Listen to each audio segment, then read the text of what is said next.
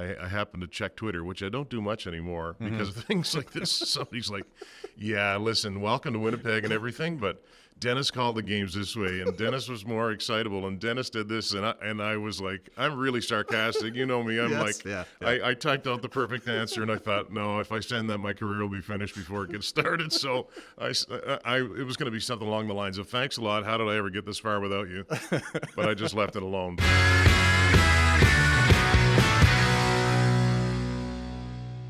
Welcome to Ground Control, the official podcast, the Winnipeg Jets, our first video or foray into video land. You know all about this. My guest is Andrew Hustler Paterson. Coming up on the show, Dan Robertson. You may know him from such things as TSN play-by-play. Sara Orlesky will stop by as well. Our Mount Rushmore of Jets 1.0 and 2.0 coming up. And, of course, we'll go with the Ground Control mailbag. But Andrew Hustler Paterson, just going to call you Hustler at this point. Let's clear the air here. There's a photo that went up on the weekend. And here I'm looking, I'm like, that lucky guy is in Italy for the Ryder Cup. So I immediately text you today. Tell us about the Ryder Cup. So let's clear the air a little bit about what actually happened. First off, congratulations to Team Europe. What an event it was. I was not at the Ryder Cup this weekend.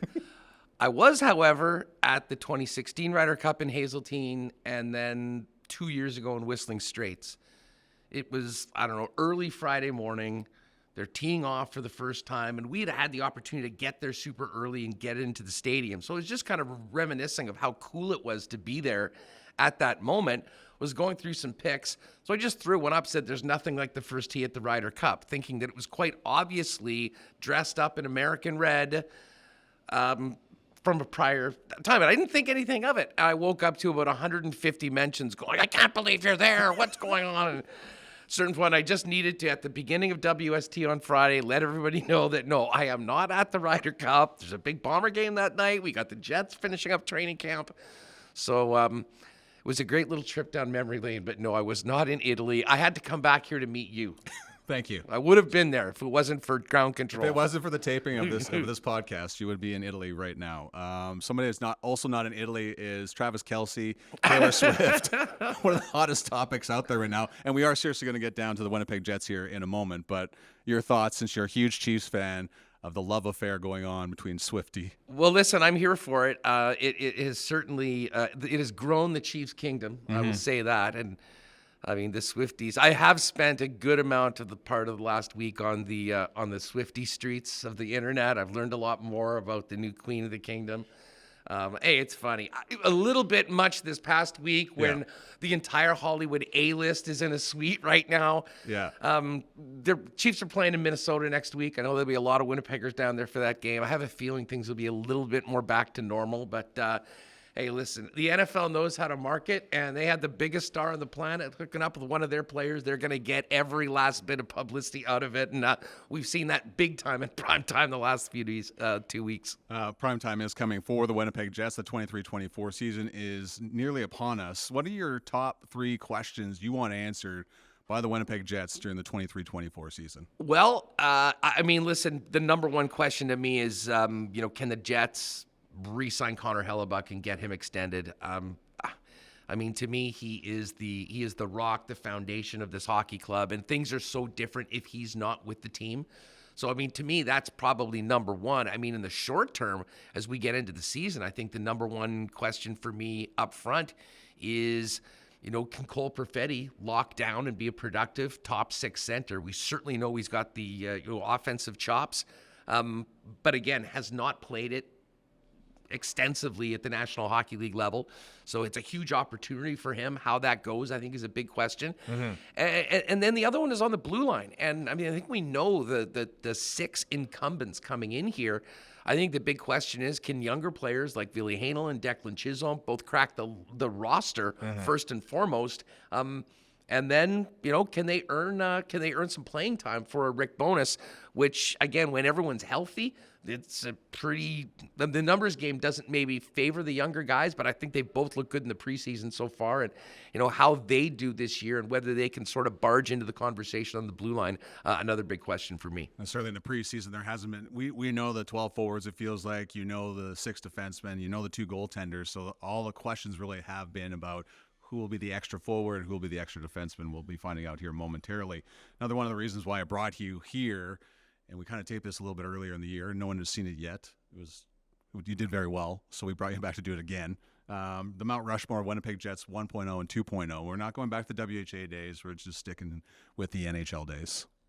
Well, I mean, assuming based on the premise, going with 1.0 and 2.0. Yeah. And we've got 4 faces on the mountain. Mm-hmm. I'm going to go with 2 from 1.0 and 2 from the 2.0 era.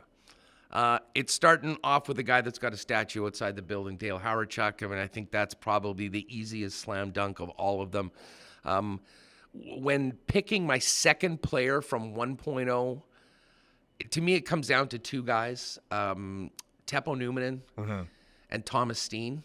And by a very slim margin, I'll give it to Thomas Steen. He's got a number up in the rafters, played his entire career here in Winnipeg, and was, in a lot of ways, sort of what Brian Little was, I think, to the Jets at the beginning of the 2.0 era for an entire generation of Winnipeg Jets hockey. So Ducky and Thomas Steen from the 1.0 era, and then for the 2.0 era, I'm going to start it with Connor Hellebuyck. I mean, he's the one Winnipeg Jet that has certainly backstopped the team to its greatest success. He has won a major NHL award in the Vezina Trophy, been a finalist as well. So I think Hellebuyck is, and to be honest, I think Hellebuyck certainly in the NHL era is by far the best goaltender that's ever played here in Winnipeg. Shout out to Joe Daly, though, for all those wins back in the WHA days. So Hellebuyck's on it, and I think I have to go with Blake Wheeler. Although, now that he has gone and Mark Scheifele is still here, I think that depending on what happens this season, and obviously the future of Mark, if you ask me this question next year, I think the potential for Scheifele to pass Wheeler will be there. But right now, it's Wheeler, it's Hellebuyck, it's Thomas Steen, and Dale Hawerchuk. That's my Mount Rushmore. Okay, my Mount Rushmore, if anyone's asking me, anyone cares, you can't. I'm not going to go into Dale Hawerchuk because he's the obvious one. Keith Tkachuk, to me, is my other 1.0 representative. And I find it funny and odd that we haven't mentioned Timo Solani, but I think it's the short amount of time that he was here. For both of those guys, that's why. I mean, like, if you want to talk, I mean, both of those guys had seasons that far surpassed anything Thomas Steen did for 1 year. Yeah. But I mean, I guess when I'm thinking about Mount Rushmore, it is sort of body of work. Yeah. I mean, I'll tell you what, if the team didn't leave and, you know, Solani was still here, although he did get traded just before, or Tkachuk stayed for the other parts of their career. I mean, when you look at what they did after the team was no longer here, I mean, I think it would be a slam dunk. They would be right up there. Frankly, they'd be right up there with Dale Hawerchuk would be still number 1, but they would be in that mix. But yeah, I guess, I mean, I'm kind of thinking about this more of what they were able to do in Winnipeg while they were Jets. And here's another thing, too, is like, so I'll go with Blake Wheeler. You can't ignore the all-time leading scorer in franchise history, but I'll throw in Dustin Byfuglien. And this is no disrespect to Connor Hellebuyck, but the effect and the impact that Dustin Byfuglien had nightly for the Winnipeg Jets, the fact that he could just take things over, it seemed like when he wanted to. For me has to have him on the Mount Rushmore. Buff's the unicorn, man. He's he nothing like him ever again. No, and I mean the most unique player I've ever seen. I think he is sort of a once in a lifetime character and package and player. And again, you just go to, I mean, if there was a way that Buff played, you know, a little bit more, maybe we're having him jump over those players, but. Certainly, if you ask the Mount Rushmore of the most memorable players anyone's ever seen, regardless of how long they've been with the club, Buff's probably right at the top of that list for just about anyone that's watched the Winnipeg Jets in the 2.0 era. In a second, we'll read your responses in the Ground Control mailbag. And, of course, shout out to Winnipeg Jets Reddit, who gave us some great answers as well. So we're still waiting for the regular season to get here. Every week here on Ground Control, we're going to have our play of the day. And the play of the day comes courtesy of someone known as Parker Ford. Ground by Ford. Back toward the line for Nina Ryder. Near side for Ford. Slap shot. He scores! Parker Ford with a one-timer. It's a power play goal. Okay, Parker Ford. Just quickly, our star of play of the day and a guy that's really pushing for the 13th forward. And by the time this rolls into the week, we might know if he's a Winnipeg Jet. You know what? I mean, he, I think, was probably the most anonymous of the players coming into camp that, you know, has been in the mix for that job and that opportunity. I was in the upper bowl at the Calgary game, Jamie, and there was a number of people during the game you could just hear around going, who the heck is this number 73? Who's Ford? He opened up a lot of eyes. I mean, again, he came here at the end of last season after signing out of college, played 8 games with the Moose. this was not someone that I think pretty much anyone in the media was talking up as being in the mix with some more established NHL players for that 13th forward spot. And he stood out. I mean, he was everywhere in that game against Calgary, just about scored on the shift after the goal we just saw. Yeah. I got to tell you, I mean, regardless of how this turns out over the course of the next week to 10 days before the opener in Calgary, I think Parker Ford has done himself a huge service to, have a bit more prominent role with in the organization. And as we all know, I mean, what is the case right now at the roster is not necessarily going to be it in 2 weeks, in a month. And he certainly will be a valuable player to have available to be called up if he's not lucky enough to be on the team right away. Dan Robertson from TSN coming up here momentarily. As promised, we're going to go to the mailbag and ground control. This is courtesy of our friends at Reddit. Warren Jets says, this is the Mount Rushmore, by the way. 1.0, Howard, Chuck, Steen, Kachuk, and Solani. 2.0, Buff, Helly, KFC. We won't, your favorite nickname. And Shife as well. Sumo74 says, Jamnov, Solani, Housley, and Howard Chuck clearly going from the 1.0 era. And Smurf9913. I'm always hesitant to read the names of people because you're not sure the meaning behind them, but Smurf9913 sounds fine. 2.0 era, Bufflin, Little, Shifley, and Thorburn. So keep in mind, every week we'll have a question of the day. You'll be able to write to ground control at winnipegjets.com, and also our good friends at Reddit for the Winnipeg Jets. Dan Robertson's coming up next, but where can we find you if you're not in Italy at the Ryder Cup? Well, you can find myself and Michael Remus every day live at 1 o'clock on YouTube on Winnipeg Sports Talk. We usually crank out a couple hours of content, and it's also available on podcast just about in time for your drive home around 3:34. So, search Winnipeg Sports Talk in your favorite podcast and YouTube, and help us with a few YouTube subs. We are hoping we're this close to get to the 10,000 mark in time for the Jets to open up the season in Calgary next week. Wheeler's got it, and up ahead, Morrissey takes off. Josh Morrissey trying to turn the corner on Robertson. Morrissey for the win, scores! He's done it again. Josh Morrissey in overtime, and the Jets beat the Stars 5-4. That goal call from Dan Robertson of TSN, and I texted him the other day and I said, can you please send me your favorite goal call from last year? And you gave me 2. Yeah. And pretty small amount. Well, that tells you what I'm hard on myself, Jamie. We'll put it that way. But no, it was, you know what? There was a lot of exciting goals, especially early in the season last year. So I should have had more to pick from, but those 2 that I gave you came to mind. Listen, as a guy that can't do play-by-play, I appreciate the call on that. And Josh Morrissey, that was a great play in Dallas. So you took over for Dennis Bayak. And as we go back into your memories, the main reason you thought you wanted to take that job? Well, I wanted to have a TV job, and I'd worked in radio in Montreal for 8 years, did some TV as well. But I always remember coming here, like what a blast it was to call games, because it's a smaller arena, and I'm not just saying this, I've said this to you privately, we used to sit together in the plane. People should know that, so I told you. This is about the distance between the two of us, too, yeah. I told you my whole life story at that time, but I just thought, I want to go somewhere where there's a great hockey atmosphere. I mean, you can say that about a lot of the cities in the league, especially the Canadian ones, but that really appealed to me. When I had an idea that Dennis was leaving, I thought, that would be a good fit. So, so far, so good. What was it like taking over for him? It was interesting. I mean, I knew, obviously, that he came with the franchise not with the franchise, but when they returned here, he was the guy. So, and I understand what quality of play-by-play guy Dennis is and what kind of a person he is. And I'm 53. If I was 23, I might have worried more about, I have to replace this guy. Dave Poulin said something to me once. He said, remember, you're not replacing Dennis, you're following him. And I thought, that's typical Dave, right? That's good insight. But, all I can do is be myself, and I can't worry about any comparisons. Obviously, he was beloved and is in this city, and I get it. But, I'm just kind of doing my thing, and we'll see where that takes me. I've heard Dennis give wisdom to Kevin Sawyer on the bus for a very long time. What kind of wisdom did he give to you after you took the job, or even before you took the job? Yeah, he was good when it looked like I was in the running for the job. He was in contact with me, and I can't quite remember everything, but what we just talked about, the fact that people love their hockey here so much. And he said this too, and he's right. He said the staff is great. They'll treat you like gold, and that really happened for me. Again, I'm not some wet behind the ears kid, but it's nice when you go to a new city to be welcomed, and I really was. Whether it was, you or the training staff, the equipment guys, everybody was excellent. So that he was right about that. It made a big difference, and it made it a lot easier to transition. We talked about this before you came on air about obviously when you do take over a job, and we all know how warm and cozy people are on social media. So can you share with us some of the, especially for your first game? Yeah.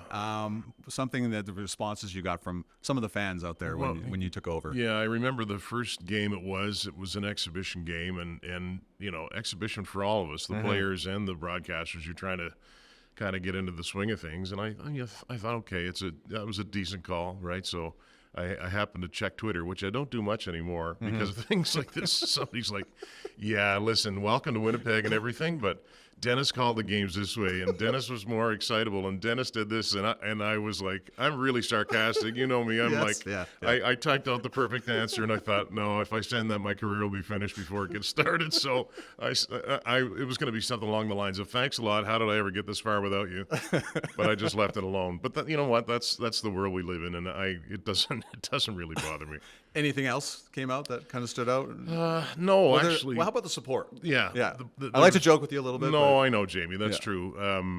And there wasn't much negative that I can remember, but a lot of it was, welcome to Winnipeg, and I've heard good things. So that was, the social media, we know, can be a strange place. It can also be, positive and uplifting, sort of. So yeah, it was.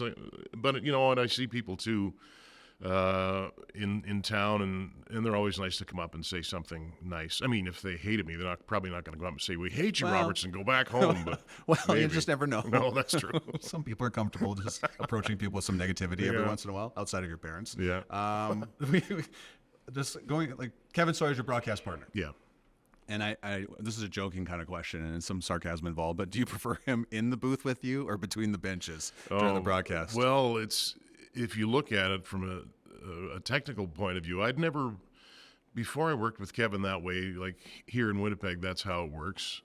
He's between the benches. It's different because when Ed, you would know, working with Paul all those years, there's a lot of times when you're in the booth together, you can have a quick word or a little hand signal or, like, don't talk, I'm going to talk here, or something like that. But it's pretty cool. Like, so many neat things happen because the play will stop at times, and I'll watch him. Maybe I'll catch him. Maybe a player will skate in front of him, and you can kind of see Kevin doing his thing.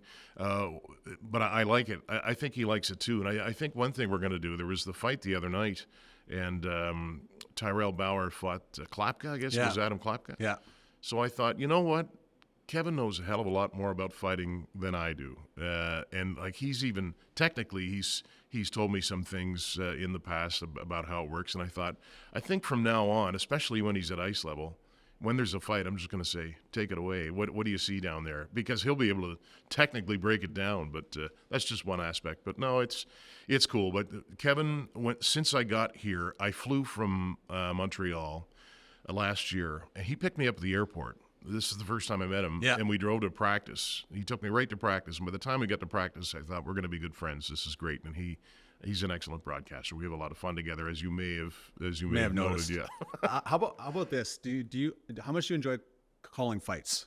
Like, was there a point in time where you started getting into a groove whenever they happen? I know they don't happen as much as they used to, but there's at some point as a guy that does play-by-play. Yeah, there must be some enjoyment. There is. It's changed over the years. I'll say that. I used to do junior hockey years ago, and I remember, was it Marc-Andre Fleury? Marc-Andre Fleury, I spit that out, and he got into a scrap with somebody around Christmas with the Cape Breton and the Screaming Eagles, and he beat the poor kid. And I said, seasons beatings from. And then I thought, these are two teenagers beating the hell out of each other, right? Of course, everybody loved it. They got a kick out of it. Yeah. Then I thought, what am I doing? So now, it's funny. The fight happened the other night, and I kind of didn't say much because I think, well, people can see what's going on here. But they don't need me to say right hand from so and so. So I guess my relationship with it's changed over the years. But now, that we're in preseason, you look back, 30 years ago, there'd be 6-7 fights in a preseason. The games would be 3 hours long. So I don't know. I like a good fight. I'm not one of these who say I hate it. I mean, when that fight happened, Bauer scrap with Klapka, I didn't see anybody sitting down. No. And so I have a kind of a weird relationship with it, but certainly doesn't happen as much as it used to. Career highlights. And I know it's been pretty long, career. Yeah. Career highlights. Well, calling games in Montreal. Yeah, it was fun. Last year they did something really nice for me in They Montreal, and that was they in a TV break they brought my image up on the big screen and announced "Welcome Home." They got a live shot of me, and I watched it back, and I was just far from cracking, So that was pretty nice, and I do remember the first game I ever called there. They brought out Ken Dryden, handed the torch to Carey Price. Oh. And I had never called an NHL. I'd never been to a Canadiens game before that. And so my first game was a game that I called, and I took my headset off because I wanted to hear the roar, and I got chills. They went to the final. That was okay, but it wasn't as good because of COVID. It kind of blew it for me. But, there were a couple of games last year. It seems to me there were big games on the road, like I think where we showed the Morrissey goal, that was in Dallas. Yeah. I know Blake Wheeler got his 300th in Seattle. That was cool. They came back, and so those are recent memories. But the first TV game I ever did, I did in Buffalo, and I got a nice message from Chris Cuthbert. I thought, okay, that feels pretty good. But no, I've been fortunate, that's for sure. Before I let you go, Sara Orlesky's coming up next. Just what are you looking forward to the most this year? Second year. Yeah. Well, just getting more and more familiar with the city on a personal note. But I'm interested to see, and I know you talked about it with Hustler, Cole Perfetti, how he matures and develops. He's been given this great opportunity with Pierre-Luc moving on. So is he ready to kind of take the reins? Can he be a number 2 centerman? I see the team as probably, like a lot of people, battling for a playoff spot and then hoping they can catch fire at the right time, right, and go from there. So I'd like to say it's going to start like it started last year because it was so much fun, right? They had that brilliant beginning, but yes, it's just there's always storylines every year with even the best teams and the worst teams. So the Perfetti one certainly is one, and just to see how they come together as a group. I think if they stay healthy, they can really throw a lot at you, a lot of energy, be hard to play against. They're deeper up front, so we'll see if there's a change in style from last year. I know Rick wants them to be hard to play against, so those are a couple of things that come to mind. Yeah, looking forward to your call this coming season, and have fun with Mitchell Clinton as your seatmate on the charter flights. And I will. Good luck this year. I'll miss you. Thank you for your time. What are you doing on October 14th? Well, the home opener against the Florida Panthers is on October 14th. Be sure to visit the party in the Plaza in True North Square to start your pregame party at noon. Plus, every fan in attendance at the home opener will receive a Winnipeg Jets and Canada Life toque. That's one toque with 2 things on it. Go to winnipegjets.com/tickets for tickets now.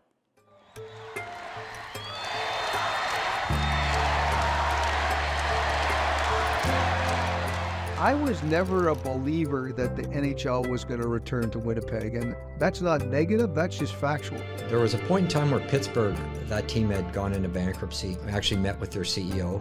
Relocating Pittsburgh, if you can believe it, was something that was being considered. I remember Mark called me and he just said, yeah, they've resolved the matter. It's not happening for this year. There's rumors, but to go from a rumor to like essentially a hay sale and you're going to Winnipeg, I think that caught everybody off guard. I remember this being talked about, but kind of not really believing. We left after that season in Atlanta. I was fully anticipating going back to Atlanta. In the minds of many, this would be a celebration that has been 15 years in the making. To make what a lot of people, myself, thought was impossible happen is one of the momentous things that's ever happened in my lifetime. Today, on behalf of my family, our partner David Thompson, and our entire organization, I am excited beyond words to announce our purchase of the Atlanta Thrashers.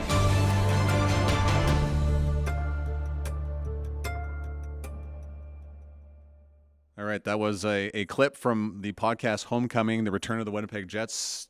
She is the senior host and producer. You've been here a year, and I didn't even know your title.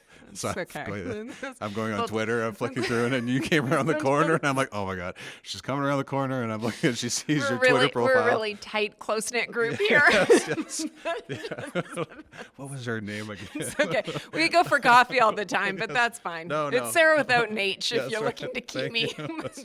trying to spell your name on the internet. It is Homecoming: The Return of the Winnipeg Jets, 4-part series. You can find it on winnipegjets.com. That was from episode 1. So your favorite part is you started accumulating, and you've spent a lot of time going through audio, video, preparing this podcast. Daniel Moss has done a wonderful job editing it so far of the episodes that I've heard, which is 1. You haven't given us a sneak preview of 2, 3, 4, and I work with you. No big deal. But favorite part. Well, you didn't know what my job was. Yeah, so sorry. Yeah, maybe I have emailed it to you and you there just was don't an even email know. on that one. Favorite part of all this so far?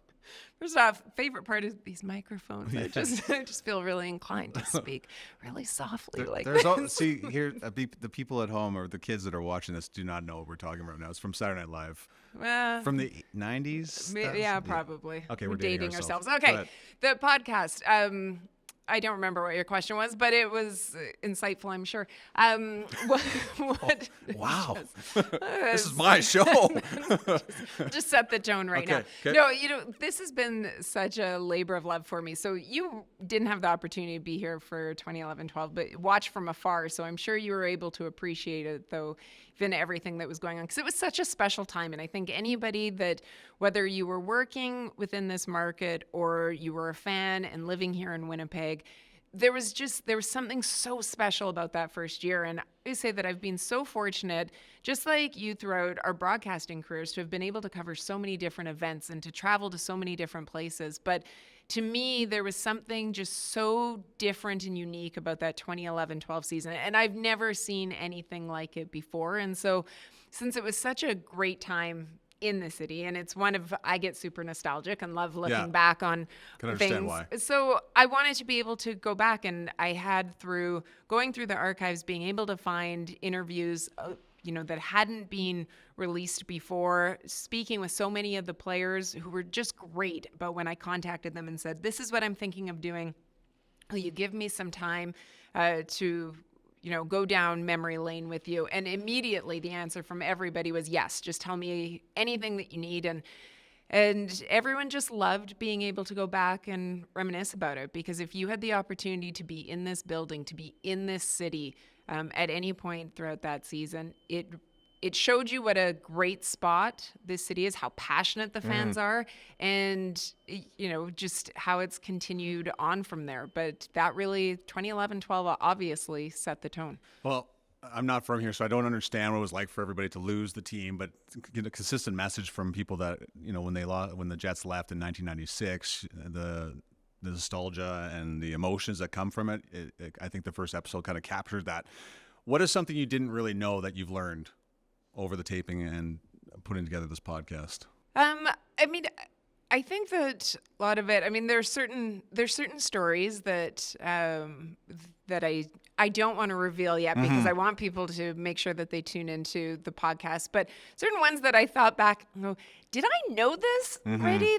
I don't know if you're like me. Sometimes I have a difficult time remembering last week. So I thought, did I know this? But ones that were, really entertaining, guys. But I loved, one of the things that I loved when hearing it was just how many smiles, how much laughter there was from the guys when talking about it. Like it was a time that was so special for them as well, because of how unique it was. And I just think that one of the things that I loved was being able to just hear things again from their perspective, and to be able to see the appreciation that they had for that season. Some of the players that I spoke to were only here for the 1 year. Some of them were here for many years, like Blake Wheeler, Andrew Ladd.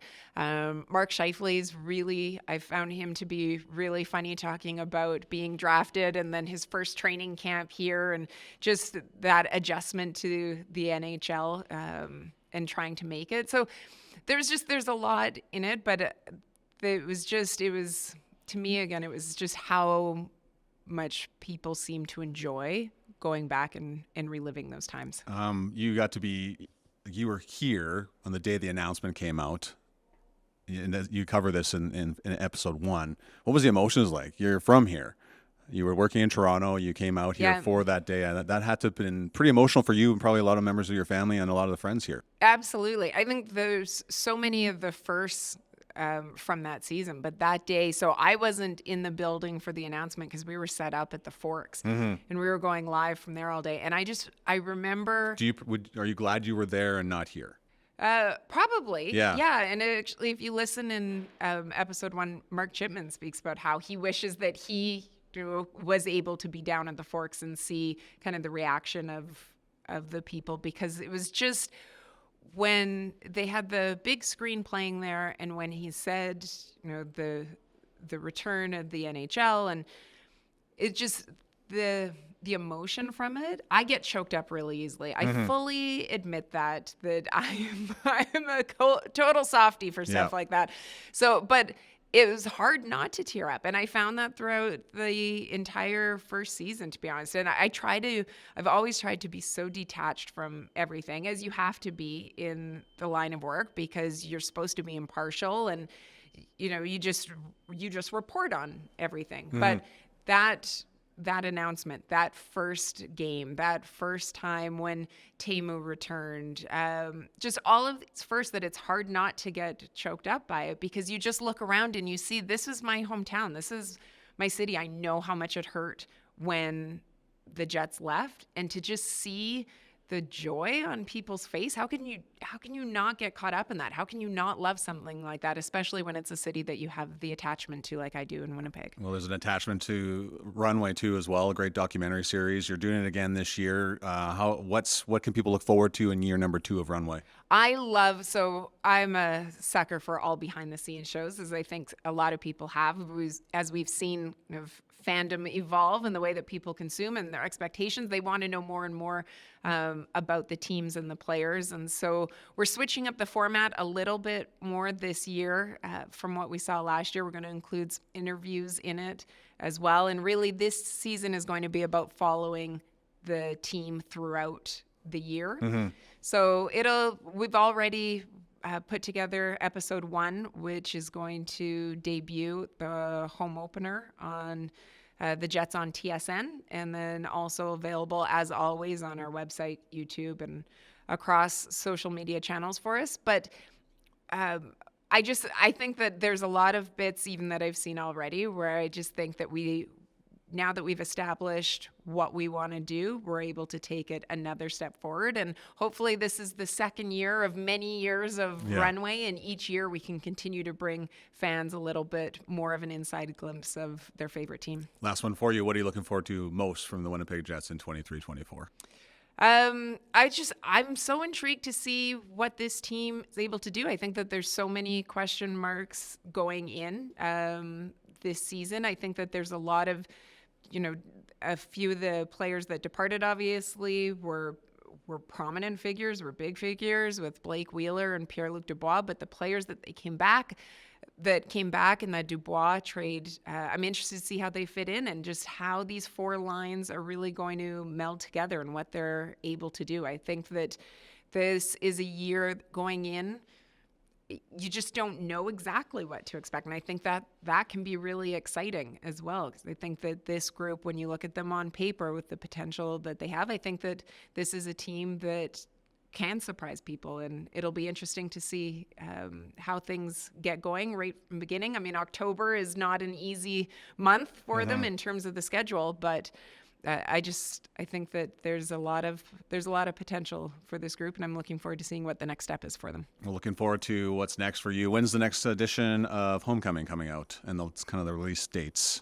That's an excellent question. It's every Thursday that it comes out, so for 4 weeks, but you'll already be able to see episode 1 or listen to episode 1, as you mentioned, but episode 2 coming up this Thursday, so really looking forward to it. Amazing. Sara Orlesky, senior host. No H, just in case. Senior host and producer. Wow, that's a big title. That's not my title at all. That's it for this week's show. Tune in next week. Paul Edmonds will be joining me, along with Daniel Fink, the play-by-play voice of the Manitoba Moose, and special guest Mark Chipman to talk about all the renovations and the season coming up. Thanks for listening and watching. We'll see you next week.